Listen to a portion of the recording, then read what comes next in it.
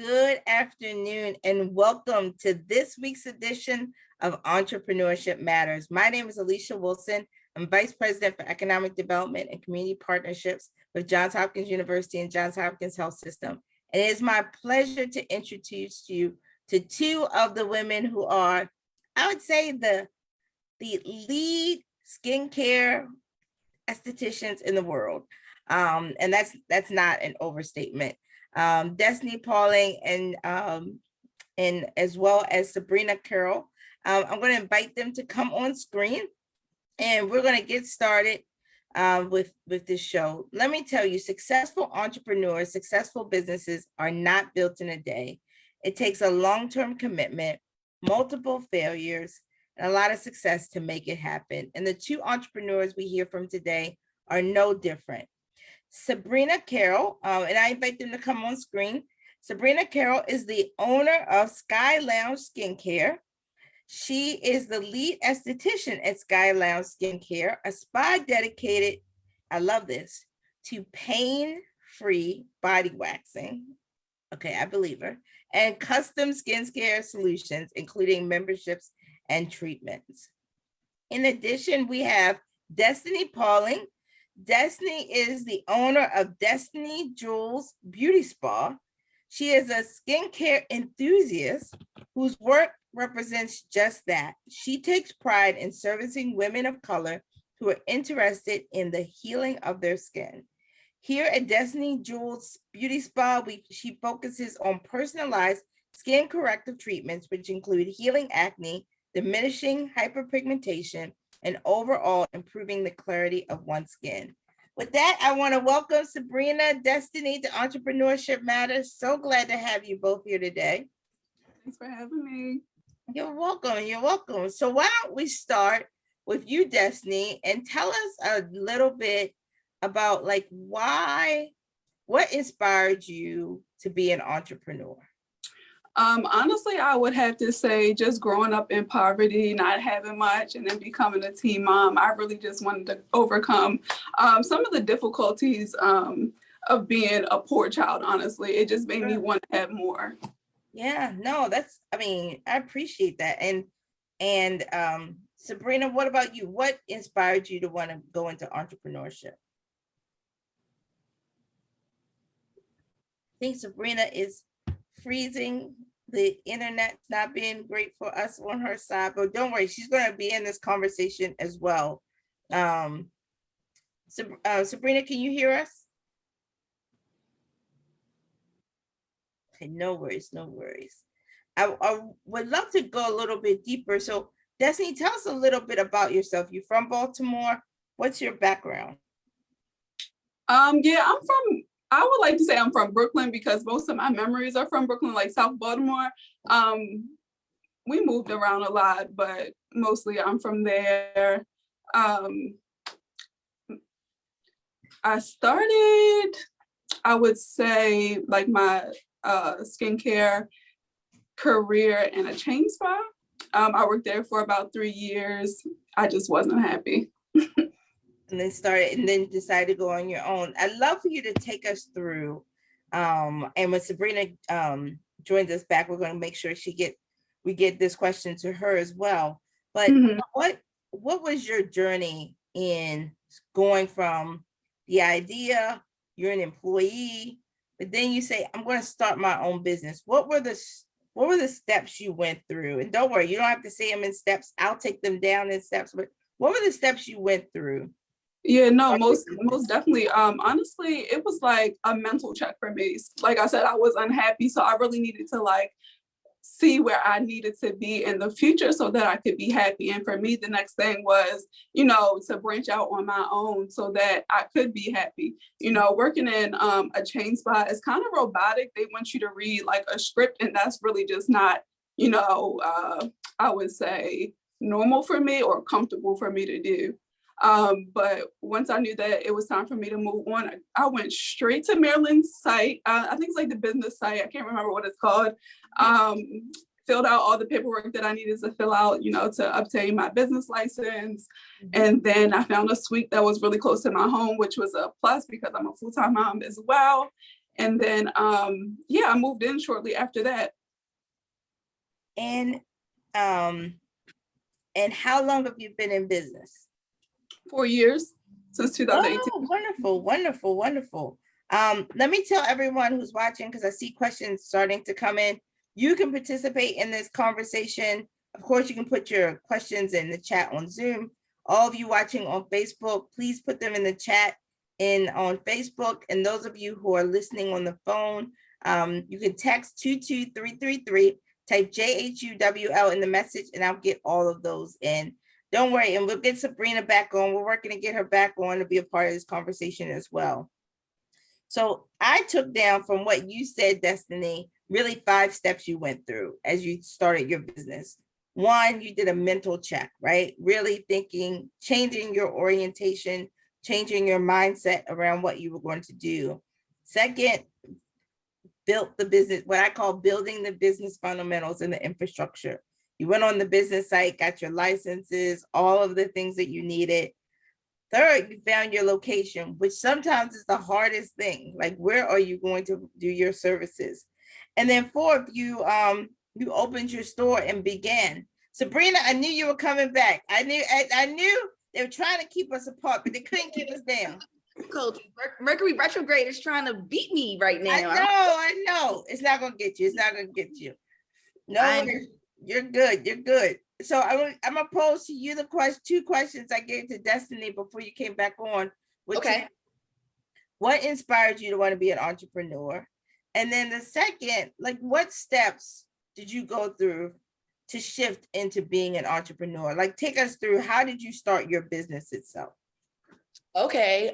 So as far as why I started my business, so that's a 2-part answer right there. So the reason why I chose entrepreneurship was because I actually had gotten in trouble as a teenager. I got arrested when I was 17 with a gun possession and a drug possession charges, and it made it very difficult for me to get jobs. I had actually secured a job as a property manager, making some of the best money that I had ever seen. And I worked for literally 3 weeks. I got my first paycheck after 2 weeks. And after that, I was fired because my background check had come back. And so literally that day, I decided that the things that I did when I was 17, I didn't want them to hinder me anymore. And I literally went to skincare school and I applied that day. And I went home to the guy that I was dating at the time and told him, like, I'm going to be an esthetician. I'm going to start a business. Like, this is what I'm doing. I'm tired of getting fired from these places for something that I did when I was a kid. So that was why I went into entrepreneurship. Now, as far as picking the business that I picked, I had really bad experiences with waxing. I started waxing when I was 17 years old, doing like Brazilians and things like that. And as an African-American girl with some 4C hair, it was difficult finding a place that would do these waxings and not hurt me. So I really wanted to learn how to do Brazilian waxing for African-American women to make it more part of our self-care habits. Now, as far as starting my business, I took a couple different steps. I had to get my aesthetics license. I got my nail license as well. I first rented a suite. I started my business in 2009. So I've had many different locations along the way. Where I'm at now is probably the biggest and best location that I have had in my career. But essentially just, you know, getting the licenses, going to the state board, getting your permits and use and occupancy, fire inspections you need for a spa in Baltimore City, taking all those proper steps. I've also had place in Baltimore County. So I had to take steps to do that there as well, and then back in the city again. I love it. First of all, let me just say, both of you are so inspiring. And I know you both like said your stories, like rolled it off your tongue, like Destiny's talk. Destiny, you missed this, Sabrina, but Destiny talked about growing up in poverty and having a child as a teenager really inspired her to want to, you know, start her own business, build wealth, right? And you talking about like not allowing for a mistake you made as a young person to hold you back from being just a productive and positive and force in our community.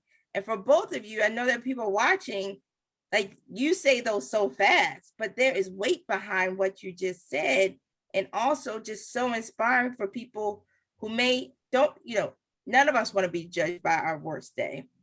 and so many things happen in life. We're all living life, but you two are just beautiful examples of the fact that you can reinvent yourself and elevate and continue to be so positive in life. So I just give you both those kudos. Thank We you. did that in 10 Yes, minutes. thank Like we you. started inspiring in 10 minutes. So this is gonna be a good show. I was literally like fighting back tears listening to her story. Oh my Yes. goodness. Oh, thank you. Thank you. Was too. I mean, you both said things like that are so heavy, and I know that people watching are inspired, like I am. I was sitting here taking notes. Like we gotta have another show with y'all about this. Okay, another show. So let me ask you this: is you and we have people commenting on Facebook and texting in questions. You talked about this, Sabrina. Why skincare? Destiny, why skincare for you? Why did you go into that? Honestly, with having a teen child, college just wasn't for me. I needed to make money fast. So a trade was the next big thing for me. I was already like treating my skin for what I thought I was doing anyway as a teenager. And, like my classmates and stuff would always comment on your skin, like, oh, your skin looks so good. What do you do? And I would just recommend them some whatever from over the counter. Who knows what I was recommending at the time. But I was just always interested in skin. Excellent. Both of y'all are great advertisements for your businesses. Your skin looks great. So y'all are selling the service by just being on here. Let me ask you this: as you think about this question came in from a text, how did you raise capital for your business? So we know, of course we'll get to the customer question, but how did you raise the capital to start your business? Destiny and then Sabrina. Honestly, I use my income tax.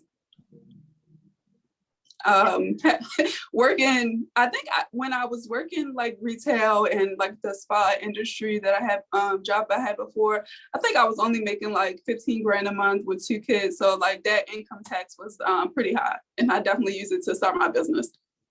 I love it. I love it. How about you, Sabrina? How did you find the capital to start your business? So for me, when I first started, I was very, very fortunate. As I mentioned before, the guy that I was dating was very, very helpful. He then he's now my kid's father.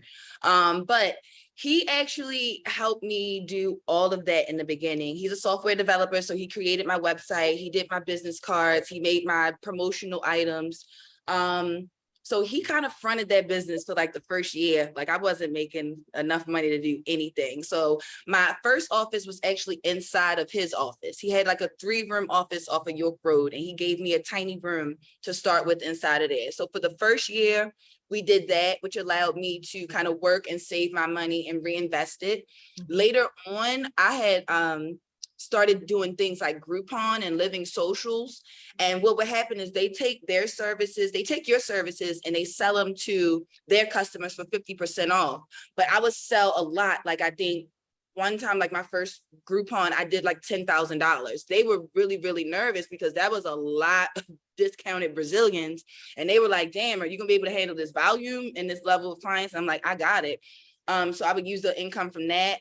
I also would every year on Black Friday, I would run a special to my clients through Eventbrite with a similar sales system as the Groupon and the Living Social. So I would take my services, sell them for half price just to my client base, and keep the money on my end instead of having Living Social do it. And I literally would have people buy like 24 facials. And at the time I was doing mani-pedis, 24 manis and pedis. So things like that, would help me, put money into the business. So essentially that was how I first did it. Yeah. Wow. And that is so smart. To think about like Groupon, and you are thinking, yeah, I'm gonna pay it at a discount, but ultimately I'm going to get the customer. Once the customer comes, then I got them hooked in. And then you're going to offer a similar discount on Black Friday to your customers, but then you start recouping that money back for yourself. But then, just continue to build your clientele. Brilliant. I didn't even think of that. So how did you You gotta get creative. hey, the creativity. If you give Black women a task, they are going to be creative every single time. I tell you, the most creative people on earth. So let me ask you this question, which is, you talked a bit about, Sabrina, how you were able to build your client base. Destiny, how did you build your clientele? Honestly, the same way. I started off with Groupon, and I also use social media. Social media has been the biggest. First of all, it's free. Yes. They don't take a percentage of anything. Yes. I would just post and post and post. People would ask questions. I would send them to my website, and they would book. I love it. And I guess I do buy a lot on Groupon. So now I realize that I'm probably getting bought into your business as well. Let me ask you both this question, which came in on Facebook, is how you both are in a business that requires people to come in person, right? They're not purchasing your service on the internet and then staying home. Mm-hmm. So how did you navigate in COVID? Like, what adjustments did you make? How were you able to really stay thriving during a time when people may not have wanted to come in person to get services? Destiny and then Sabrina, y'all both rolled your eyes. I see you. No, because I was about to ask you both having reactions to my question. I see. I mean, it's fine. Honestly, I feel like the answer I have, most people didn't experience, because my business still thrived even though COVID was going on. We were closed for a couple of months. I can't remember like the time frame. But I think once you build like trust with your client, they just always come back. Yeah. How about you, Sabrina? How did COVID was interesting because I had just moved into my space where I'm at now on Charles Street. Mm-hmm. I literally worked on this place from December through March. I worked in this space for 2 days, and then we were shut down by the state of Maryland. It was really, really difficult because a lot of people, they like, even though we weren't allowed in the spa to work, she still expected her $6,000 in rent when those 3 months were done. So luckily for me, I had monthly memberships, and I got some very loyal girls. So I actually had to call all of my clients and ask them how they wanted to proceed with their membership. And a lot of them were like, look, you're in the budget. I don't want to hear anything about you closing or you not being able to open back up. Take this money. And if you need help, call me. That's when I realized that my girls really had the bag. They was like, look, don't call us, talk about you closing. Call me and say you need some help. So it was really my clients maintaining their memberships that really, really helped out with that. That speaks like volumes to who you are, right? My girls love me. They will the fact that you, yes, I tell you, I paid my hair. Well, I did get my hair done. I'm not gonna lie, I did get my hair done. Probably all my friends on here watching, like laughing, like, Alicia, you never stop getting your hair done. But I did. The 3 weeks I did not go because I was like, maybe we might open up. I did pay her because I didn't, you have to remain loyal. And I think, we're going to get to this later on, but how do you support small businesses? How do you support our local businesses? You really are just like being empathetic to the situation that they're in. You're right. You were in the budget, right? For so many of us, our budgets didn't really change. You were in the budget. So, be loyal, make sure those businesses thrive by just being thoughtful about how you approach that. I want to stay with you for a minute. So you tell me, like, people are still like, we don't want to see you close. We want you to stay open. But did you have to make any adjustments because of the pandemic? And Destiny, I'm gonna come to you after Sabrina. How were there adjustments that you had to make because of that? As far as ordering supplies, like anything that I might have had to wait to come in, things were definitely slower in that regard. And then right around that time, I had actually just shifted into having employees. So I would say it changed in the sense of now I had staff that were kind of looking at me like, girl, we gotta eat. So that was different. But as far as operations, I didn't really have to do anything differently. With what I do, I've always had to be very clean. So like the pandemic didn't, bump up any cleanliness or anything like that. We were always a clean place. So besides that, I would say no, not too much, just shipping and waiting for products and things like that. Destiny, how about you? Did you have to shift or navigate in any way? Honestly, no, I thought I was going to have to pivot a lot. So I was like just brainstorming things. But the same thing Sabrina said, like, I'm not sure if people really understand when you get your license as like a cosmetologist or like an esthetician, you have to go through like a thorough sanitation protocol. We were already prepared. That's how I feel anyway.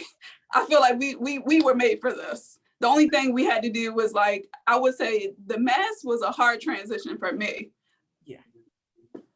Yeah.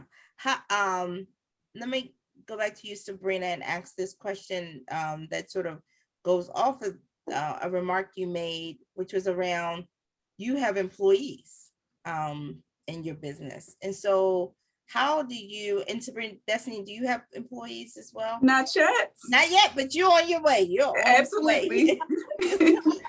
So how do you build your employee base? What do you look for in an employee? And we hear from so many small businesses and mid-sized businesses and large businesses, like the hunt for the employees is really hard. So what do you look for and how do you recruit?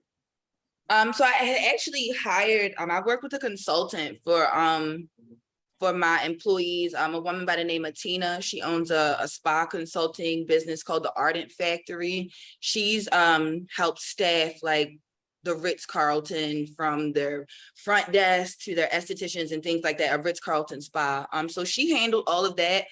And I would kind of just like go over what she said. I trusted a lot of her judgment because she had a lot of more experience than I had in hiring. But for me, I look for customer service. I feel like I could teach you other stuff, but like as far as you having a friendly demeanor, in this spa business, like sometimes our customers can feel a little bit entitled because they do spend money with you. So you may catch different attitudes. So you really gotta be a really nice person to work in this business, in this industry. And that can't be taught. Like it's just kind of got to already be in you. So I definitely look for that. And people that like take initiative, do tasks that I may not have necessarily asked, but they see that like I need the help. That's really, really helpful. But I've been really lucky to attract like some awesome Black girls that just kind of like see the vision and want to help me out and kind of moving that forward. So it's been really cool. Excellent. I love it. I love it. So someone wrote on Facebook, both of you are incredibly inspiring. So I'm not alone. Thank you. And they say your words speak volumes to who you are.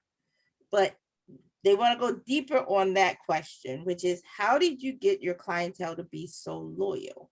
How do you get the returners? Of course, people bought the group bonds, people came once, but y'all have a different level of loyalty in your clientele than it's not common, clearly from what the question is. So how did you get them to be so loyal? And how do you get people to be repeat customers of your business? I'll start with you, Sabrina, and then Destiny. I show up as myself. I do like customer service is very important to me. Customer experience is very important to me. I visit other spas and places like that, so I get to see the customer experience in a different environment versus my own, so I can kind of see things I may want to employ in what I'm doing or change or whatever. But why? I'm really funny. What I do, I have to be very intimate. Like I'm in between their legs for 20 minutes, once a month for 4 and 5, 6, 7, some of them 10 plus years that I've been there. So just being myself, I like the fact that I don't have like a real boss. The conversations can kind of range from whatever we want. I don't worry about like you telling on me, for something. Talk about a bunch of different things, but I feel like when you provide a good service and like you care about like the well-being of your customer, going above and beyond, you know, maybe like doing some things that she might not necessarily pay for. Or I have, you know, clients that might want a service that they don't need. And I'll tell them like, look, I could take your money right now, but I don't need to do that. I'm gonna get your money later. You don't need this today, but we could do this. I never made it a habit of just getting money from people just because I can get it. And I feel like they sense that and they know that and they just want to give it to me just because. Yeah, you're not trying to upsell them on products they don't I mean, need. well, yes and no, because I was 22 years old when I realized that I had a sales-based business. Yes. I don't upsell. One of my clients actually said, girl, I want to buy something. Sell me something. Sell me some more stuff. You got some stuff for me to buy? So like, yes, upselling, but not selling them things that they don't. No, absolutely. Destiny, how about you? How do you have these loyal customers that come back every 2 weeks, every week? No, honestly, everything she said, but to add on, for sure, it will most definitely be the results. When you have a client coming in, they've had so many different facials or whatever services that you provide, and they're telling you want a certain they want a certain thing. You have to be honest with them, like what's your skill set, if you can help them, if you can't, what I can do. I would say that really helped me hold down my clients. No, I appreciate it. So I mean, it's basically your candor, your honesty about the service, but also your personality. And so as you think about, you know, building your business, and, you know, we get to talk about all of the days the sun shines, but surely it rained at points. So did you ever, this question came in for us, did you ever have any doubts about going into entrepreneurship? Or I will shift it. You ever have doubts about sticking with being an entrepreneur? And let me say this, we have so many people who are watching who are also entrepreneurs. Some of them are committed to sticking with it, and some of them are on the ledge saying, I might jump out of this. Did you ever have doubts, and what kept you going? What were something someone said to you, something that happened? Destiny, I'll start with you, and then Sabrina. I'm a very solid person. I don't allow people to like project what they've been through or what they think I can and can't do onto me. As far as like, I just don't have a plan B. Like when I put my income tax into that, that's all I had. It was going to work for me. I don't ever see me not being an entrepreneur. My goal, like you said in the beginning, is to generate wealth. I didn't have that in my family, so I want to be the first person to give that or have that. I love it. Sabrina, how about you? Any doubts? No plan B. I don't have a plan B either. Like this is it. Which is why when I be like, you know what, anybody just want to buy this thing and just let me walk away, like I'm cool with that. I won't sit here and say that I have sold this business in my mind, oh my goodness, probably like 5 times just this year with you know, the growth that is required of me for scaling and being able to lead a team. I had no desire in doing that at first. I didn't want employees. I didn't want to care about people's life or anything like that. I was very comfortable working by myself. But once I realized that in order to scale my business, I needed to grow and I needed more people, there was a certain level of like learning that I needed to do. And it was a little bit, you know, difficult learning how to manage people, having team meetings. Those were things that I had no like real experience with since I left like the working world. And so I know for myself, the coming from employee to employer, you realize different things. Like when I work places and they would tell me to like dust the retail or clean a bathroom every hour. At that time, I thought they were just like, they're paying me hourly and they just want to keep me busy. But now that I have a team, it's like you understand why the bathroom needs to be cleaned every hour and why the retail needs to be dusted and stuff like that. So just making that transition was a little bit more difficult for me, but more like growing pains, but not like ever any doubt in myself. I already know this gonna work out. Like that's easy stuff. It's just, it will get hard. And I feel like as entrepreneurs, we don't talk about that stuff as much. I feel like this next generation of like estheticians, at least the ones I see, like they're coming out of school expecting to make 6 figures. Like it's really crazy because we don't talk about the things that, you know, we went through that made us want to stop and quit. Like right before COVID, the spa space that I have right now, I was forced into this space.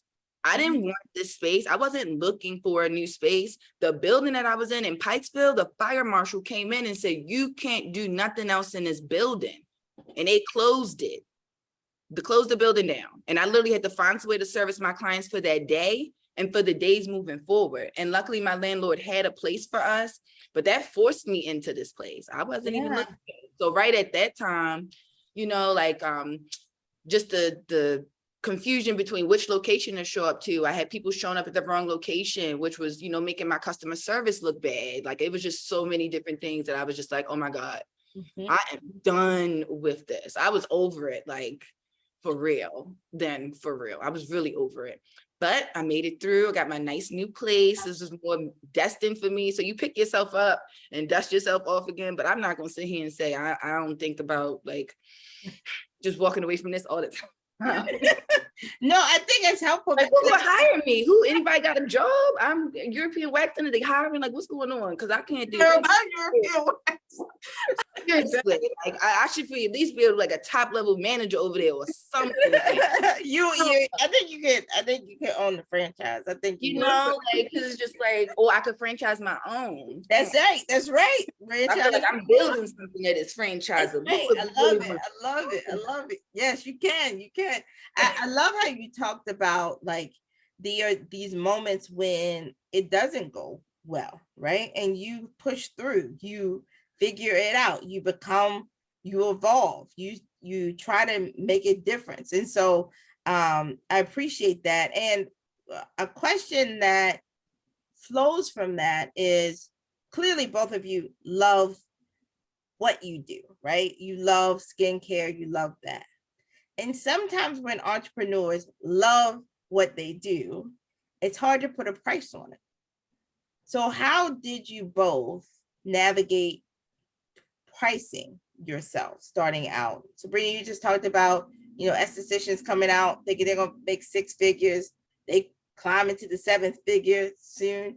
But how did you navigate pricing? And I'd love for you to both talk about like even how you navigated that utilizing Groupon and these other services. How are you gauging that? Well, I know so for me, when I first started out, I was trying to be comparable to the people in I'm lying. I was below comparable. I was trying to be cheaper so that I could try to get more people in. And I actually used to sit outside of like About Faces and Red Door. I probably wasn't supposed to do this, but I would solicit their clients. Like they'd be walking out of there and I'd be like, hey girl, my name's Sabrina. You should let me do your skin, blah, blah, blah. And there was this lady, like I rolled up on her and she was on the phone. And I was like, how you doing? My name's Sabrina. I got these $50 facials. And she was like, hold on, pull the phone. Ugh, what's this? What are you going to put on my face for $50? I was like, it's good quality product. Like I use Elements. And she's like, no. I make $500 an hour. I want to know what you're putting on my face for $50. And I was like, wow. She was like, you don't want to be known as a cheap esthetician, honey. Don't do that. I was like, well, I'm new. And I just started out. She said, so what? I went back home that night and changed my prices and made them what everybody else was charging. And and I know for now, like I've raised my prices as far as like waxing. And I get a little bit of slack because of it, because I've been doing this for 13 years. And if I had a job, I would have got a raise over the time of these 13 years because I'm obviously good at what I'm doing. We got repeat business, right? So raising it to be comparable and also having a system to figure out like how much your goods are costing you too, like your supplies and things like that, and incorporating that into your price scale. But I feel like I'm comparable with other people in my area for what I offer. Yeah, I love how we've had so many people come on here and talk about like they started out cheaper than their competition and realized the customer that you want doesn't want cheap. Mm-hmm. They want good. And they used to paying for good and they will pay the price that it costs you to do your service. So don't cut yourself cheap. Destiny, how about you? How did you go about pricing? Did you have a similar Oh Lord, I was definitely lowballing myself. Yeah. Like, I guess the people that I was getting advice from, they were like, just see what other people around your area are charging. So I try to be like a little bit like $10 under that. However, that doesn't work. Yeah. Like Sabrina said, like clients, they want to know, like, why is it so cheap? Yes. It makes it look bad, honestly. Once you start to look at actual numbers, like how much it actually costs to service someone, your education, like you have to add a lot of stuff in for it to make sense, honestly. Yeah. And both of you talk about like this confidence to be able to charge what you deserve and to continue to build your clientele. When did you feel confident about those decisions? When did that come in the horizon of your work? When did you start to have that confidence about what you For, were doing and what you could charge? Destiny? no, for me, it took like, I would say after the first year when I was broke, I realized like this isn't what it is. I was like, I know that I'm good, but I guess coming from like the retail industry that I was in and like the spa industry, I just felt less than. Like I really had to build what I call is like professional confidence, because even in those industries, I didn't have it. I was very soft-spoken. Like I wouldn't speak unless someone spoke to me. But now, being both the lead esthetician and the owner, you really have to control the room. Yeah. How about you, Sabrina? How did you gain confidence? It was a rap lyric. It was a rap lyric. Okay, Yeah, my uncle Jay-Z told me set my price and live my life. And that's what I do. I set my that's price. your price. And Okay. live my life. They pay for everything else. That's They pay right. for everything else. It's true. That is so true. You're gonna respect my time too. I treat my time is very, very important. If you miss a flight, you gotta rebuy that flight. You miss a Sky Lounge appointment, you gotta repay and rebook. Sorry. Yes. Sorry. Yes, I love it. Set your price and live your life. Absolutely. I love it. I love it. So let me ask this question, which gets us to really the question of both of you are on an upward trajectory. I would say still your best days are ahead of you. You are scaling, growing your business. How have you dealt with going from smaller business to a larger business? How have you scaled, and what advice do you have for others who are thinking about scaling their business? Different locations, like you said, Sabrina, Destiny, offering of different services. How did you do that? I think a lot of times we focus on being perfect. No one is looking for perfection, honestly.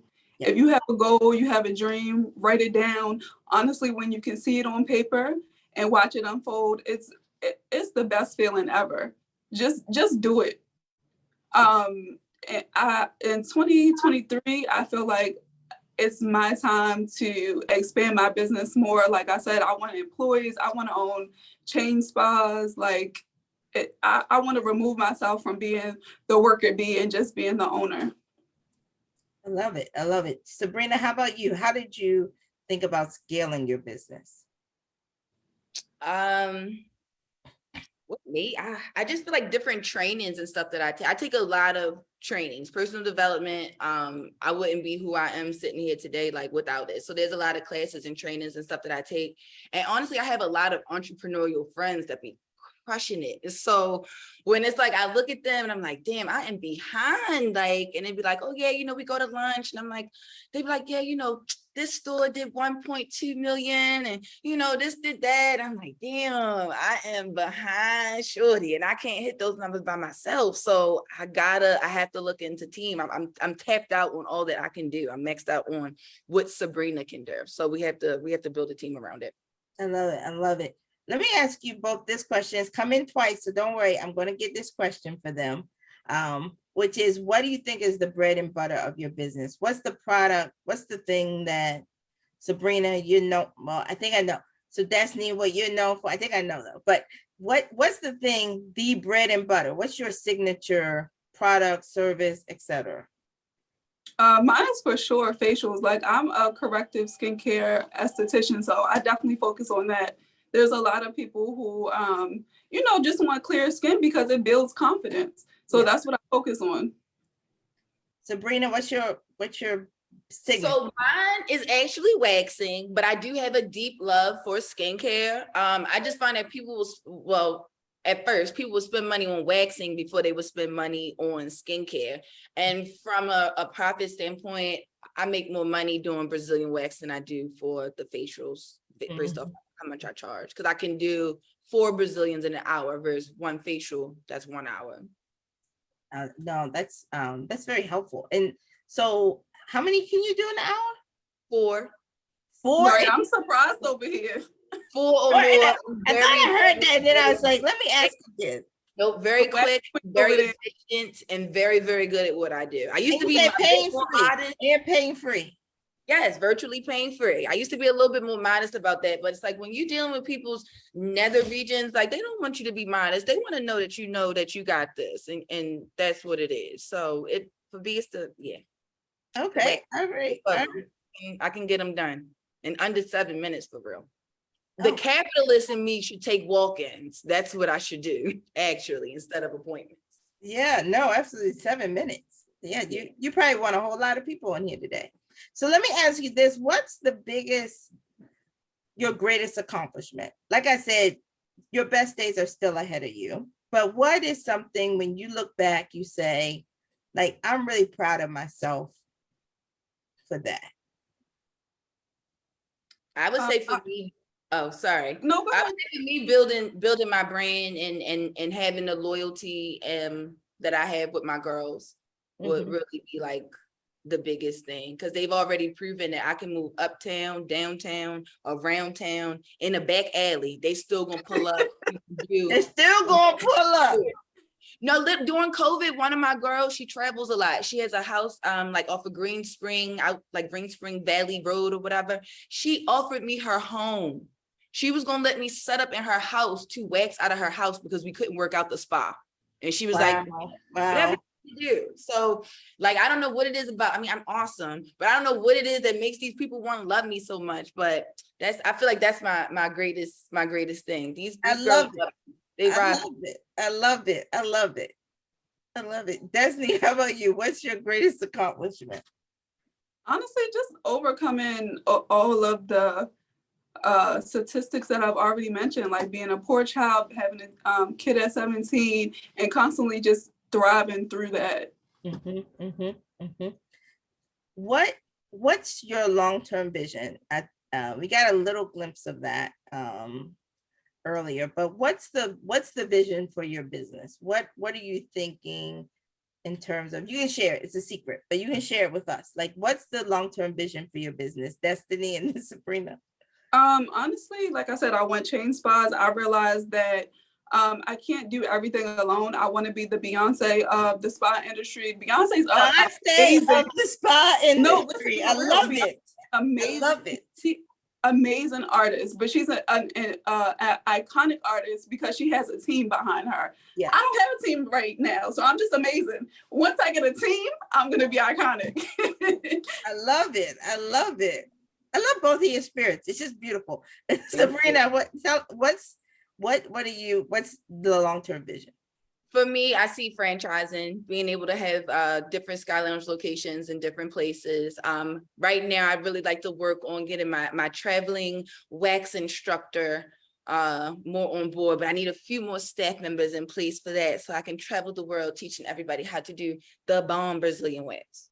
Yeah, no, but I think of your name of the business. I'm like, maybe it's in like airports, like people get long layovers, they get themselves self-care. You got it from me. I messaged you about something. That was free. That was free. Somebody tonight about something like that. Don't be telling my stuff. You can't tell that part. I'm sorry. It's free. Right. That was free advice. Right. Let me ask this question, which came in through us. Both of you, I'm guessing, and you've hinted at this, didn't make it alone. So what have been your experiences with mentorship, whether it was finding a mentor, becoming a mentor, seeking a mentor? Destiny, have you what have been your experiences in Yeah, entrepreneurship? you definitely have to talk to your friends who also have businesses. I don't know what it is, but like people, I guess it's called like gatekeeping. They want you to pay for, I get it. They want you to pay for their knowledge, but also it's like, I need to start. Gotta start somewhere. So I gotta ask these questions. So yeah, I have some mentors that are also spa owners. And then recently I actually started, well, I'm finished, but I had seeked out a business consultant. Mhm. Yeah, we gotta get both of you in the 10 KSB small business program. Trust me. Don't worry, I'm sending you more information on that. Sabrina, how about you? Oh, what was the question? I'm sorry. What do you do? How do you find a mentor? Have you been a mentor? Oh, okay. Yes. So I have always, again, like I mentioned, believed in like personal development and having mentorship. This 2021 was the first year that I ever spent like big girl money on a consultant. Like, did she just send me a invoice with 5 digits on here for her for what she want? Like, is this lady crazy? But you understand like how important it is. So I've always been reading like different books and taking different classes.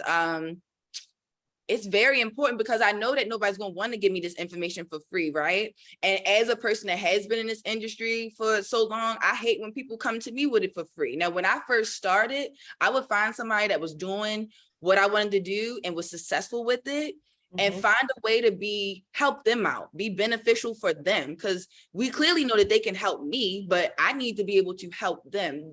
Doing that will make people a little bit more willing to help you, because then you're not just coming like, hey, I know you spent all this money on webinars and trainings and flying yourself to different cities to take classes. Can you tell me all of that for free? Because I'm interested in doing what you do also. So realizing that it's like, it's not supposed to be free. So I invest in training like real bad, real bad. And I love that I'm able to have more success and invest in higher level coaching, because the money is in the coaching for real. Yeah, no, absolutely. And don't be afraid to invest in yourself for that mentorship and coaching. But also, like you said, if you want to get mentored, sometimes you're offering something to the mentor, because the mentor still needs something, and not being in that posture. Let me ask this question, and I'm going to wait for Jackie, hopefully, to confirm if Oprah is watching today. But let me get to this question before I ask that question, which is, what do you think is the biggest hindrance that keeps people away from entrepreneurship? Like, what's some misconception that they have about who you are, what you all do, the life you lead, that keeps them away, that shouldn't be a hindrance? Destiny, what's something? I think people, they honestly get in their own minds. When I talk to people, they use words like failures and losses. Like, I honestly don't use those words, because words really have a huge impact on how you see yourself, how you see your business, and where your business can go. Sabrina, how about you? What's a misconception or hindrance that you see keeps people from entrepreneurship, but shouldn't be that hurdle? I would say a few, fear being one of them, because I feel like fear keep you immobilized, keep you from doing stuff. Valuing the opinions of other people too heavily, that who may not have, done what you're trying to do or accomplished anything on that level. Thinking that when you choose entrepreneurship, you giving up your 40 hours of work for less work. No, you trading that 40 in for 70. Yeah, right. I feel like for me, understanding that in relationship, like it's important for me to, in friendship, just to stay surrounded by people that are in entrepreneurship or around it, like, because then I have people that I could talk to about that kind of stuff. And just knowing that it's not easy and you're gonna have to pivot. It's so many, like, find you a good mentor.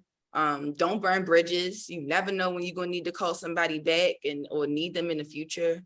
And that you need a whole lot of money, or you need any loans. I didn't have any loans or anything when I first started. Like, you can do it on a shoestring budget.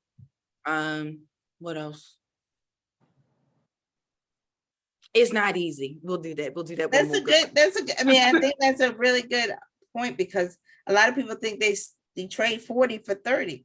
And like you say, you're trading 40 for 70, potentially as an You also trade all of, that you get one title when you work a job, you get all the titles when you get all the titles, you get all the titles, all the titles. I actually had an entrepreneur that I met, and they had business cards and their name was on it, and there was every title you could think of. Like if they needed to be sales manager, they had a card for that. They had a card that said CEO. They had a card that said wherever they were going to be networking, that's what they became.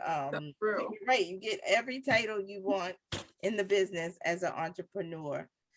We have confirmed Oprah is watching, and a number of other investors and others. So let me ask this question to you both, for you to think deeply. So you all clearly successful, right? You can see it. You both are glowing. You can tell you're successful. But that's not a given. And there are things that we as consumers, you talked about customers, that's a form of investment. But there's also a whole host of people who could invest in businesses like yours. You both talked about using your own capital to start these businesses. So everybody from like Oprah to the investors that we haven't named to consumers, what's your advice for us on what we should be doing to ensure like businesses like yours exist, but also thrive and multiply and grow and continue to be the great fixtures in our community? So what's your advice to all of us on how we can do that? I'll start with you, Destiny, and then Sabrina. Honestly, sharing is caring.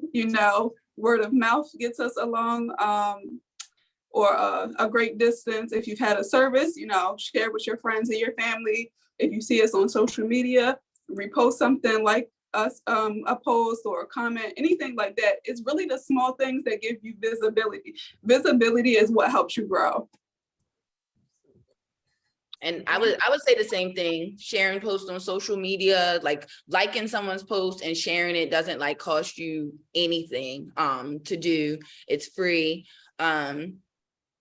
What else would I say? Share, send your referrals. Oh, and if you have a problem with this Black business, if they done something to you, reach out to them first and try to see if they will make it right before you get on the internet and online bashing them.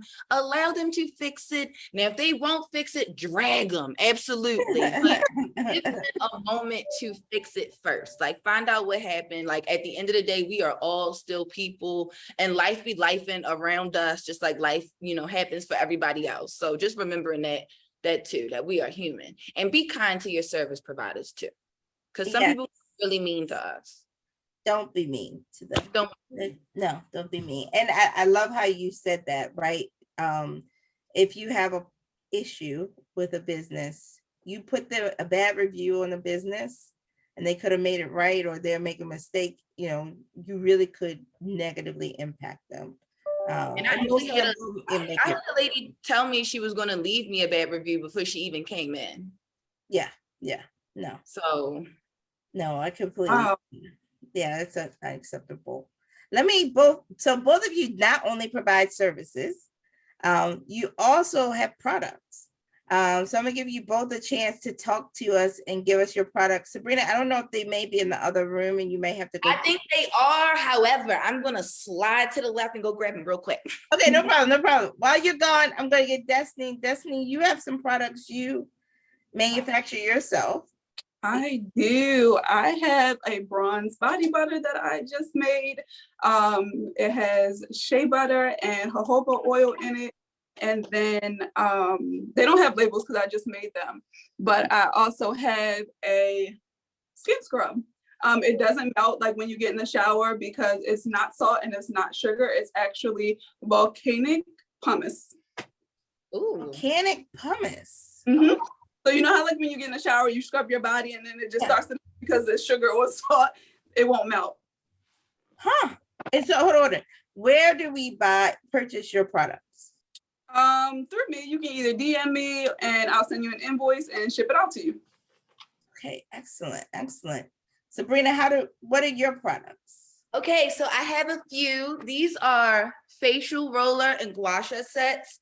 They are made out of crystals. Like I'm really into like gemstones and crystals. So right here, these are for facial toning. They help to like tone the face and help with wrinkles and things like that. This is the rose quartz that helps with like love and things like that. It also comes in white jade, which helps with your prosperity. And then we also have the black obsidian to protect you and keep the evil out, okay? In addition to that, I retail these 24 karat gold under eye and lip masks that you can use at home when you're watching your Netflix and things like that to keep your lips all hydrated and your under eye area nice and plump. You just put them on? Yes, you place these on your lips, and then I have some that you place under your eye. And so I recommend my clients use these nightly. And you just place them under your eye and just sit and watch TV and you get rid of the bags because we're not getting enough sleep. And how can we purchase your products? All of my products and everything about my services can be found on my website. It's at www.skyloungeskincare.com. Excellent, excellent.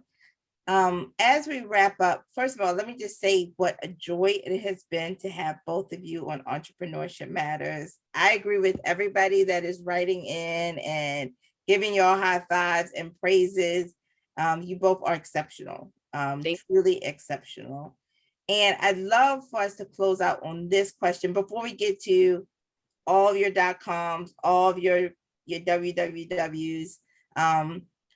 Can you both like give a word of encouragement or what is your best advice to other entrepreneurs that are watching that are saying, you know what, I don't know about sticking with this. I think I could give up, or just who need a word of encouragement. What's your best piece of encouragement or word for them? Oh, sorry, I keep doing that. I know you're good. Go ahead, Destiny, and then Sabrina. No, honestly, I would say your vision is bigger than whatever you're going through right now. I would say just keep going until you reach that. And then when you reach that, have another vision and reach that. That's great. That's right. Great word. Sabrina, what's your word for them? I would say start the way you intend to finish. So from your level of care, the way you deal with your clients, from when you're in your little small room in your home to when you get your, 1,500 square feet spot, do things the same way you would want it done in the beginning that you would want it done in the end. Yeah, absolutely. Absolutely. It has been an absolute pleasure. Don't worry. We know y'all thought Groupon was giving y'all volume. I think the show y'all did today is going to give you even more. Tell people how they can get in touch with you, how they can procure your services, where they can follow you. So start with you, Destiny. How can we get in contact with you? I'm reachable through email, my website, which is DestinyJewelsBeautySpa.com, same as the business name across the board. You can follow me or reach me on social media as well. I only have Instagram and Facebook, which would also be Destiny Jewels Beauty Spa. Excellent, excellent. How about you, Sabrina? How do we get in contact with, where are you located, Destiny? Baltimore, Maryland, and Pikesville. In Pikesville. And we can schedule with you through your website? Okay, excellent. And Sabrina, how do we get in contact with you? So Sky Lounge Skincare is located at 519 North Charles Street in the Mount Vernon area. We could be found online at www.skyloungeskincare.com. The phone number here at the spa is 443-839-4901. Appointments can be made by either calling us during business hours or visiting the website. We have 24-hour online booking. And my social media handles, the business page is, we have Sky Lounge _skincare. And then I have the Queen of Waxing page for my Queen of Waxing. Queen of Waxing. I said that. Me. No joke. Oh man, sorry. And I'm live. I'm also live on my Instagram as well because I'm working on this carriage for this camera. Y'all don't know how nervous I am. I hope I did a good job. These You did, and somebody wrote, it is okay. somebody just gave you both a shout out. They said all the best to awesome entrepreneurs. So y'all you received a lot of love today. Let me close us out. Everyone, please tune in next week. Follow us on JH Connects on Instagram, Twitter, Facebook. Email feedback, jhconnects@jhu.edu. I want to thank all of our partners, Johns Hopkins University, Johns Hopkins Health System, Hopkins Local, the Mayor's Office of Small Minority Women-Owned Business, Goldman Sachs 10,000 Small Business Program, and Bloomberg Philanthropies. Thank you, Sabrina. Thank you, Destiny.